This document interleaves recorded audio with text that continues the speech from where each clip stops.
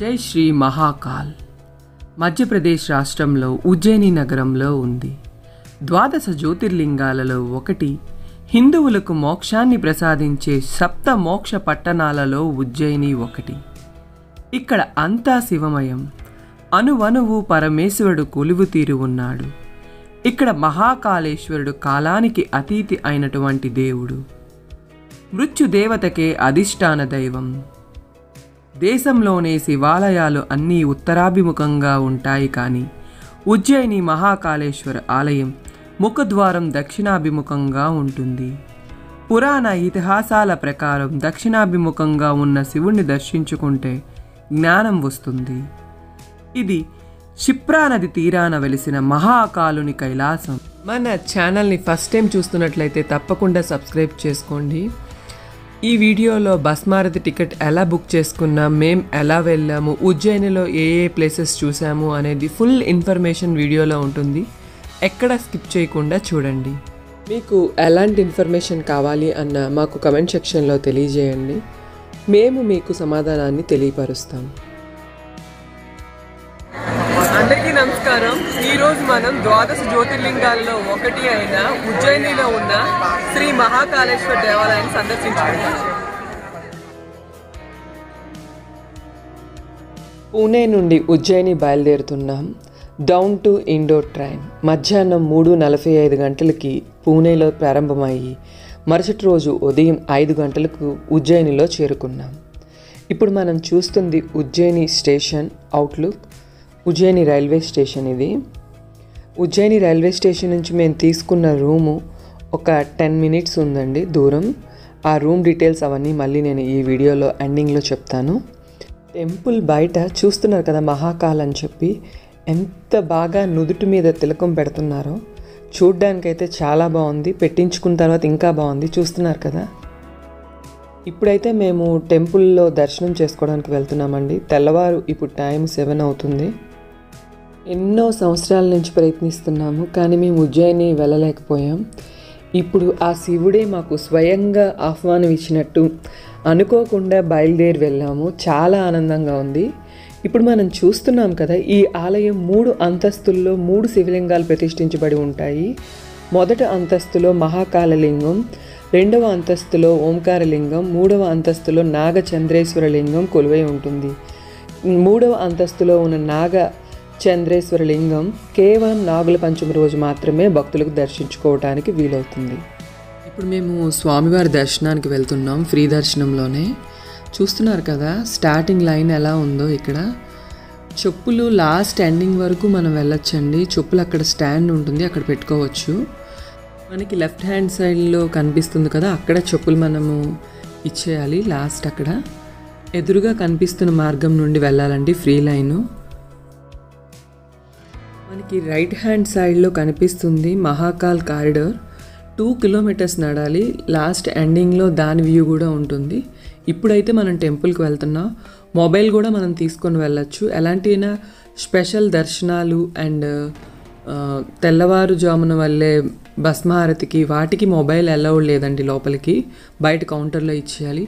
ఇప్పుడు నార్మల్గా దర్శనంకి అయితే మనం మొబైల్ పట్టుకొని వెళ్ళచ్చు. టెంపుల్కి వెళ్ళే ఫుల్ వ్యూ ఉంటుందండి, ఎక్కడ స్కిప్ చేయకండి. ఇక్కడ టెంపుల్ ఎంట్రన్స్ నుంచి లోపలికి వెళ్ళడానికి 10 మినిట్స్ పట్టింది మాకు. చూస్తున్నారు కదా ఎలా ఉందో. ఎవరైనా నడవలేని వాళ్ళ కోసం ఇక్కడ వీల్ చైర్ కూడా ప్రొవైడ్ చేస్తున్నారు. యూజ్ చేసుకోండి కావాలి అనుకుంటే. ఈ దేవాలయంలో స్వామివారిని వివిధ రకాలుగా అలంకరణ చేస్తారు. వెళుతున్న మార్గంలో మనకి గోడల పైన స్వామివారి అలంకరణలు ఉన్నాయండి. 2 కళ్ళు చాలు అవి చూడడానికి. ప్రతిరోజు భస్మహారతి జరిగేటప్పుడు ఈ అలంకరణ జరుగుతూ ఉంటుంది. రోజుకొక అలంకరణ అర్చకులు చేస్తారు. అది అర్చకులు చేసేటప్పుడు మన కళ్ళతో మనము ఎలా చేస్తున్నారు స్వామివారి అలంకరణ అనేది మనం మన 2 కళ్ళతో చూస్తాం. ఇంత అదృష్టం పొందాలి అంటే ఎన్నో జన్మల పుణ్యం చేసుకోవాలండి. భస్మహారతిలో స్వామివారి అలంకరణ చూసాం మేము. చాలా ఆనందంగా అనిపించింది. ఇప్పుడు మేము స్వామివారిని దర్శించుకుంటున్నాము. నిజంగా స్వామివారిని దర్శించుకున్న తర్వాత మాటలు లేవండి. అంత అందంగా అలంకరించారు. మనకి ఎవరికైతే దూరంగా కనిపించట్లేదు అంటే దేవాలయం మొత్తం ఎక్కడికక్కడే లైవ్ స్క్రీన్లు ఏర్పాటు చేశారు. అందులో నుంచి మనం స్వామివారిని చూడొచ్చు. చూస్తున్నారు కదా స్వామివారి అలంకరణ ఎంత అందంగా ఉందో. ఈ దేవాలయం గర్భగుడిలో 2 జ్యోతులు నిత్యం వెలుగుతూ ఉంటాయి. వాటి రెండింటిని అఖండ దీపాలుగా పిలుస్తారు.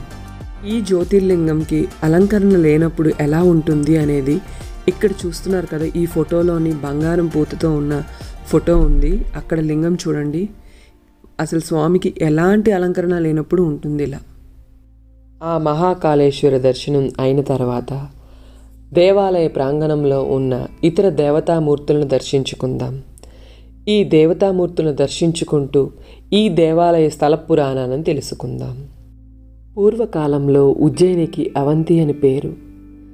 అవంతి అనే పదానికి 2 అర్థాలు ఉన్నాయి. వీటిలో మొదటిది స్త్రీ, రెండవది అక్క. ఇక్కడ ఉన్న అవంతి సాక్షాత్తు జగదాంబ అయిన అమ్మవారి స్వరూపం. పూర్వకాలంలో ఆ ఉజ్జయిని పట్టణంలో వేదప్రియుడు అనే ఒక బ్రాహ్మణుడు ఉండేవాడు. ఆ వేదప్రియుడు నియమనిష్టలతో ఉంటూ శివార్చన రోజు చేస్తూ ఉండేవాడు.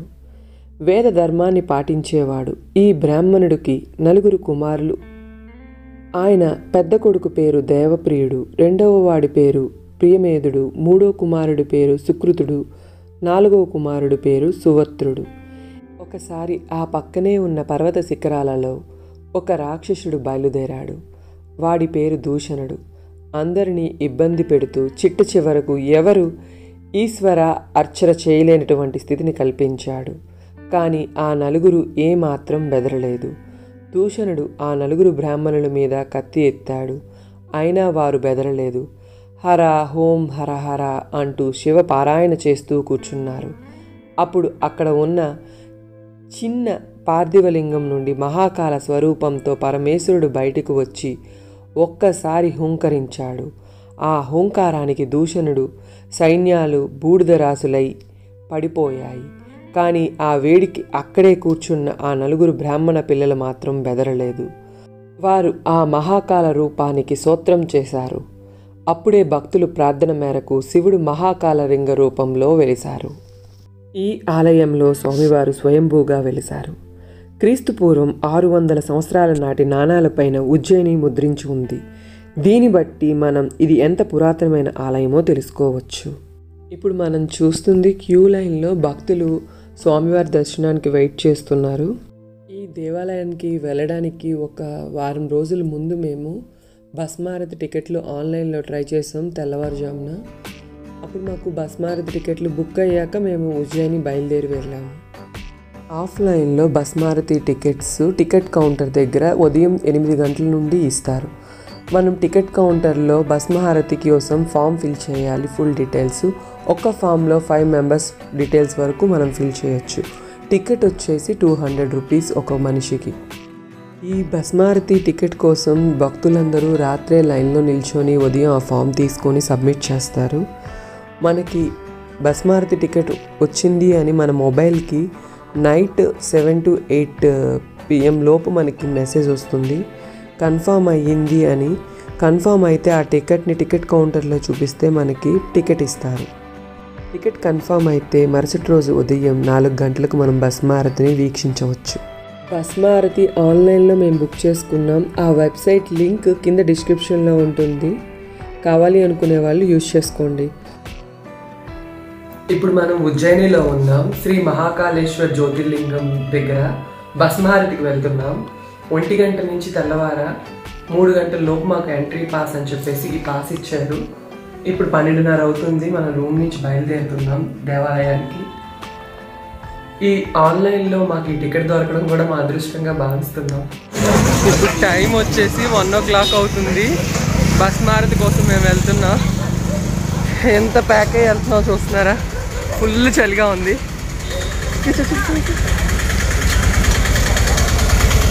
इधर मानस सरोवर गेट किधर है? यहाँ से इधर मिल जाए आगे जाके वो लाइटिंग दिख रहा है. हाँ वो लाइटिंग से इधर हो जाए उधर से. ఆ ఎంట్రీ పాస్తో పాటు ఆధార్ కార్డ్ తీసుకొని వెళ్ళాలి. మేము వెళ్ళేసరికి 1 గంటకి స్లాట్ అన్నారు. అప్పటికే చూస్తున్నారు కదా ఎంత పెద్ద లైన్ ఉందో. అక్కడ ఉన్న స్టాఫ్ మా ఎంట్రీ పాస్ని మా ఒరిజినల్ ఆధార్ కార్డ్ని చూసి వెరిఫై చేసుకున్న తర్వాత లోపలికి పంపించారు. ఇక్కడ కూడా చాలా పెద్ద లైన్ ఉందండి. ఆల్మోస్ట్ అక్కడ ఒక ఎంట్రన్స్ ఉంది. ఆ ఎంట్రన్స్కి వెళ్ళడానికి మాకు ఒక 20 minutes అయితే పట్టింది. మానస్ సరోవర్ గేట్ దగ్గర మన దగ్గర ఉన్న పాసు ఆధార్ కార్డ్ని చెక్ చేసి ఇలా పంపిస్తున్నారు. లైన్ చూస్తున్నారు కదా. ఫైనల్లీ టెంపుల్ లోపలికి వెళ్ళే ఎంట్రీ ప్లేస్కి అయితే వచ్చాం మనం ఇప్పుడు. ఈ ఎంట్రీ ప్లేస్లోనే ఇప్పుడు మనం చూస్తుంది మొబైల్ కౌంటర్. ఇక్కడ మొబైల్స్ అయితే మనం సబ్మిట్ చేసేయాలండి. లోపలికి భస్మహారతికి వెళ్ళేటప్పుడు మొబైల్ తీసుకుని వెళ్ళకూడదు. ఇలా ఎంట్రీ అయిన తర్వాత లోపల మమ్మల్ని ఇక్కడే కూర్చోబెట్టారండి. ఇప్పుడు మనం చూస్తున్నాం కదా ఈ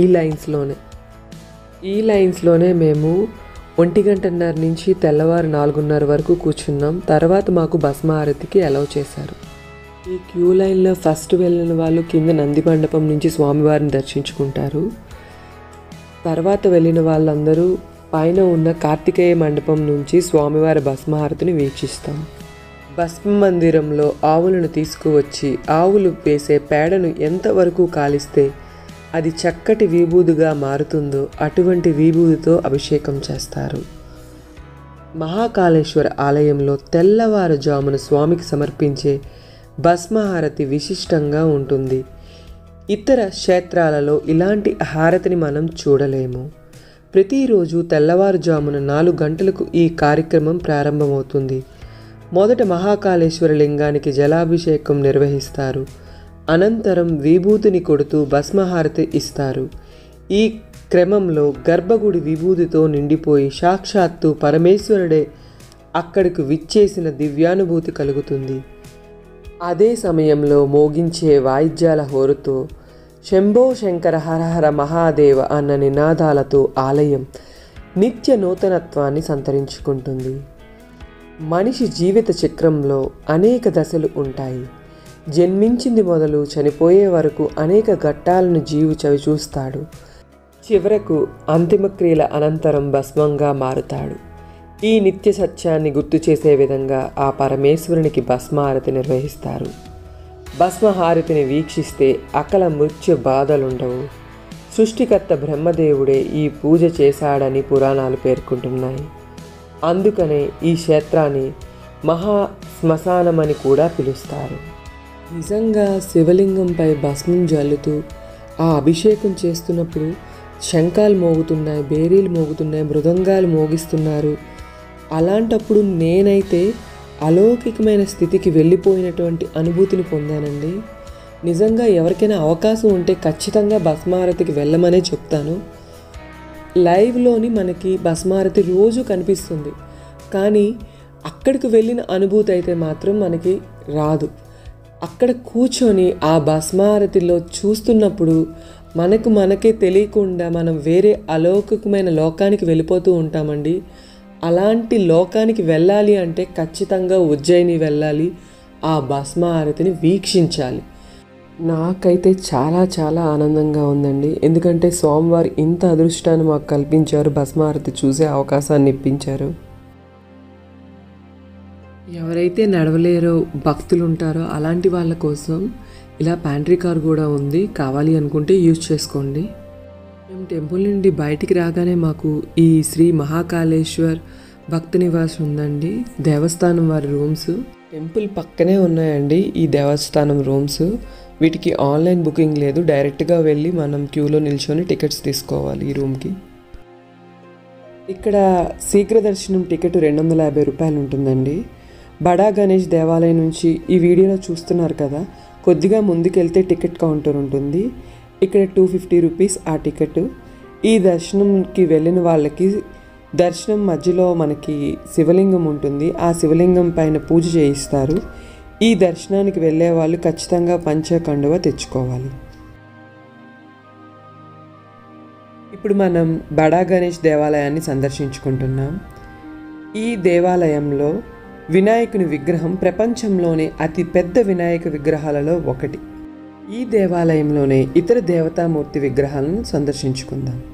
బడా గణేష్ మందిర్ బయటకు వచ్చిన తర్వాత మాకు చాలామంది ట్యాక్సీ డ్రైవర్లు కనిపించారు. వాళ్ళందరి చేతుల్లోని ఒక లోకల్లో ఉన్న ముఖ్యమైన టెంపుల్స్ అన్నీ చూపించే లిస్ట్ ఉంది. సో మేము ఒక ఆటోని అయితే బుక్ చేసుకున్నాం. మాకు 550 రూపీస్ ఛార్జ్ చేశారు ఆటో వాళ్ళు. మాకు సాందీపముని ఆశ్రమం, మంగళనాథ్ దేవాలయం, గట్కాళీ మందిర్, క్షేత్రపాలకుడు అయిన కాలభైరవ దేవాలయాన్ని తీసుకుని వెళ్ళారు. ఈ 4 దేవాలయాలు మన ఉన్న ఉజ్జయిని దేవాలయానికి ఒక 4 to 6 కిలోమీటర్స్ లోపే వస్తాయి. అయితే ఈ దేవాలయాలన్నింటినీ సందర్శించడానికి మాకు ఒక 2.5 hours పట్టింది. వాళ్ళు 550 ఛార్జ్ చేసి మాకు ఇవన్నీ చూపించారు. అన్నింటికన్నా క్షేత్రపాలకుడు అయిన కాలభైరవుడు టెంపుల్లోనే కొద్దిగా టైం పట్టింది. మిగతావన్నీ వెళ్ళగానే దర్శనం అయిపోయాయి. ఇప్పుడు మనం చూస్తున్నది మంగళనాథ్ ఆలయం.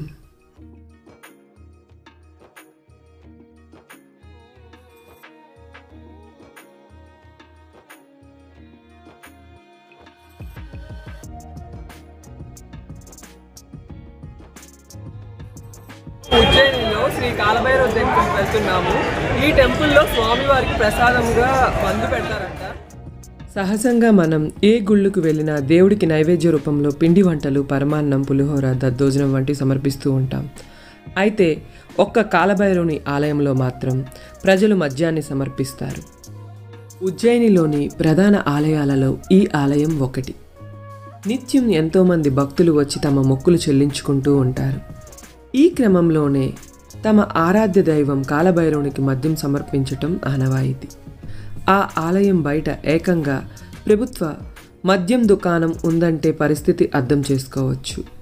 అయితే ఈ ఆలయాన్ని ఎప్పుడు నిర్మించారు అనేది ఖచ్చితంగా తెలియకపోయినా స్కాంద పురాణాలలో దీని గురించి ప్రస్తావించారని చెప్తూ ఉంటారు. ఈ ఆలయంలో మద్యం సమర్పించటం ఇతరులకు విచిత్రంగా అనిపించినా అక్కడి వారికి అదొక ఆచారంలో భాగం. పంచమకర తాంత్రిక ఆచారాలలో ఇది ఒకటి. అందులో భాగంగానే ఈ ఆలయంలోని దేవుడికి మద్యాన్ని నైవేద్యంగా సమర్పిస్తారు. ఈ ఆలయం బయట ఉన్న దుకాణాలలో పూజా సామాగ్రితో పాటు మద్యం బాటిల్ను కూడా అందుబాటులో ఉంచి అమ్ముతారు. అలా దేవుడికి పూలు, పండ్లు, కొబ్బరికాయలతో పాటు ఓ మద్యం సీసా సమర్పిస్తారు. అయితే 2015లో అక్కడ ఏకంగా ప్రభుత్వమే మద్యం దుకాణం తెరిచింది.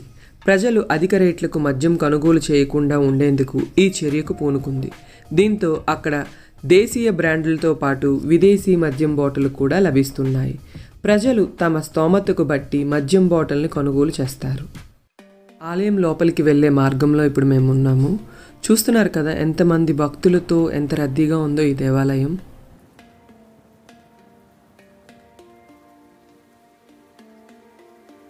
ఈ లైన్లన్నీ తిరిగి వెళ్ళటానికి మాకైతే ఒక 1/2 hour టైం అయితే పట్టిందండి. అది ఇంకా బీట్గా ఉంటే చాలా రష్గా ఉంటుంది. మేము నార్మల్ డేస్లో వెళ్ళాం కాబట్టి మాకు 1/2 hourలో దర్శనమై బయటకు వచ్చాము. ఇక ఇక్కడ చెప్పుకోవలసిన మరో ఆసక్తికర విషయం ఏమిటంటే ఆ ఆలయంలోకి భక్తులు తీసుకెళ్లే మద్యాన్ని దేవుడు స్వీకరించటం. మొదట అక్కడి పూజారి భక్తులు అందించే పూజా సామాగ్రితో పాటు మద్యం బాటిల్ని కూడా తీసుకొని పూజలు చేస్తారు. తరువాత ఆ మద్యం సీసాలోని కొంత మొత్తాన్ని ఓ గిన్నెలో పోసి దేవుడి పెదాల వద్ద ఉంచుతారు. అప్పుడు విచిత్రంగా ఆ గిన్నెలోని మద్యం కాస్త కనుమరుగవుతుంది. ఆ తరువాత మిగిలిన మద్యం సీసాను ప్రసాదంగా భక్తులకే తిరిగి ఇస్తారు.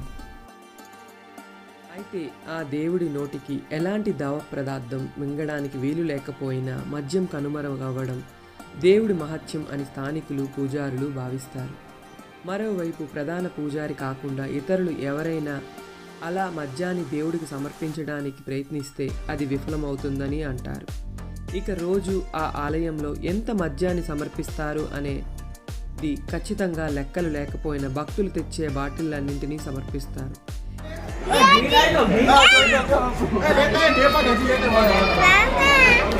కాలభైరవ స్వామి టెంపుల్కి ఆపోజిట్గా ఇలా ఉంది. అందరూ కాయిన్స్ అంటిస్తున్నారు, మేము కూడా అంటిస్తున్నాం. దీనికి రీజన్ ఏంటనేది మీకు తెలిస్తే మాకు కామెంట్ చేయండి.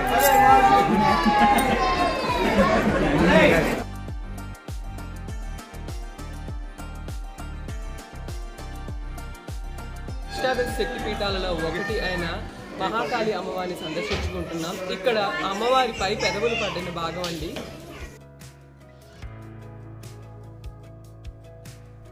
ఇప్పుడు మనం చూస్తున్నది జైమా హరసిద్ధి దేవాలయం.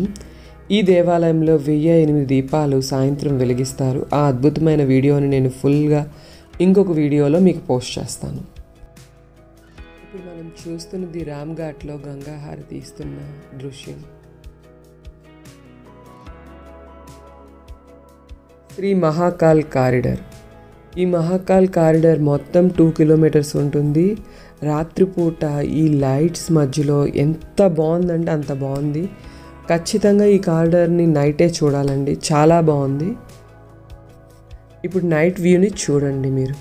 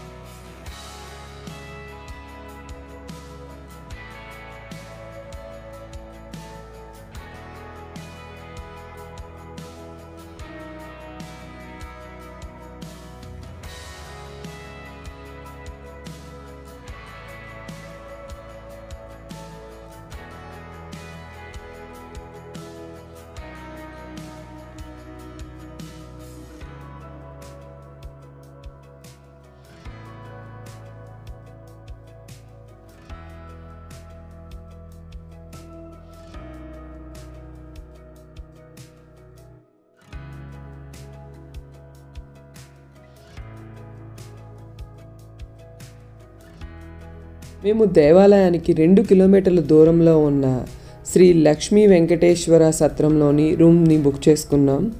మేము ఆన్లైన్లో ఈ రూమ్ బుక్ చేసుకున్నాము. ఒక్క రోజుకు 1500 రూపాయలు వీరు ఛార్జ్ చేస్తున్నారు. ఆఫ్లైన్లో వచ్చి డైరెక్ట్గా బుక్ చేసుకుంటే ఇంకా తక్కువగా వస్తుంది, కానీ సీజన్ బట్టి ఇక్కడ రూమ్స్ రెంట్స్ మారుతూ ఉంటాయి. ఇప్పుడు రూమ్ ఎలా ఉంది అనేది చూడండి. 3 మెంబర్స్ కన్నా ఎక్కువ వెళ్తే ఎక్స్ట్రా బెడ్స్ కూడా ఉన్నాయండి రూమ్లోనే. సో వాటిని మనం యూజ్ చేసుకోవచ్చు. హీటర్ ఫెసిలిటీ ఉంది. డిసెంబర్లో చాలా చలిగా ఉందండి. ఇక్కడ ఏసీ ఉన్నా ఏసీ యూజ్ చేసుకోవాల్సిన అవసరం లేదు. రూమ్ నార్మల్గానే ఉంది, మరీ హై క్లాస్ రూమ్ అయితే కాదు. మెయిన్గా మేము ఇక్కడ రూమ్ తీసుకోవడానికి కారణం ఏంటంటే వైకుంఠ ఏకాదశి వస్తుంది, అప్పుడు మేము వెంకటేశ్వర స్వామిని దర్శించుకోవాలి అని. ఆ రీజన్తో మేము ఈ సత్రంలో రూమ్ అయితే బుక్ చేసుకున్నాం. ఇప్పుడు సత్రం కింద ఉన్న దేవాలయాన్ని సందర్శించుకుందాం. వైకుంఠ ఏకాదశి రోజు ఇలా మేము ఉజ్జయినిలో వెంకటేశ్వర స్వామి దర్శనం చేసుకోవడం మాకు చాలా ఆనందంగా ఉంది.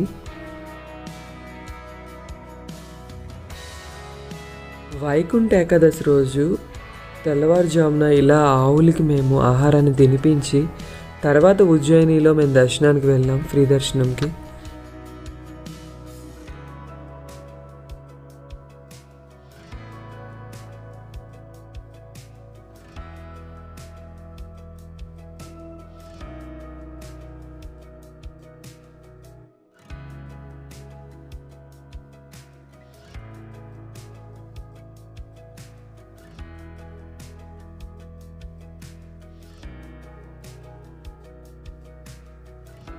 మేము ఉన్న సత్రం నుంచి దేవాలయంకి వెళ్ళే రూట్ అండి. మేము ఉన్న 2 days ఇలానే నడిచి వెళ్ళాము. ఆటో గట్రా ఏం కట్టించుకోలేదు. 2 kilometers వాక్ చేసుకొని వెళ్ళే వాళ్ళం. అండ్ టెంపుల్ దర్శనం అయ్యాక 2 kilometers నడిచి వచ్చేవాళ్ళం. ఈ రూట్ అంతా హోటల్స్ అన్నీ ఉన్నాయండి. ఎక్కడికక్కడికే మనకి ఫుడ్ స్టాల్స్ ఉన్నాయి.